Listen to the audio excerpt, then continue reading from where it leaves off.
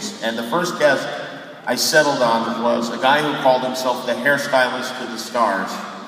I called him and asked if I could interview him on the radio, and he said yes. So on Sunday night at 9 p.m., there I was asking this guy about celebrity hairstyling.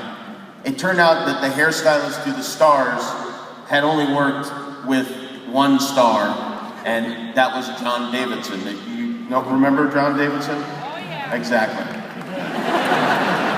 So for the next half hour, I asked questions about John Davidson's hair. It was really great. And then after the show, I said goodbye to the hairstylist. I looked around, the radio station was very quiet. No one congratulated me. No one said anything because no one was even there. Everyone had left. So I drove home in my mother's giant station wagon.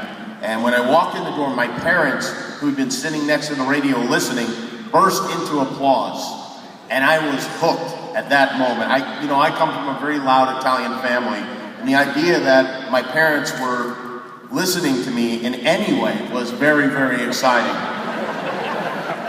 So now I'm totally obsessed with this little show. I'd spend the whole week tracking down guests, mostly guys who did local commercials here, like Mordecai the jeweler. Hello, I am Mordecai. If you find a lower price anywhere for the same quality merchandise, I will refund the difference to you in cash. He's not around anymore. There was another guy, Fred, from GMF Motors, who did these commercials where he would pick up hitchhikers and then sell them the car that he picked them up in.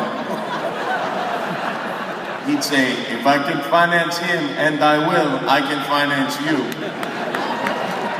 I was 17 years old and I weighed about 115 pounds. I was on the radio making fun of these adult men, and I loved it. So after about 5 weeks, the program director, a guy named Ken Jordan, called me into his office and told me that I was fired.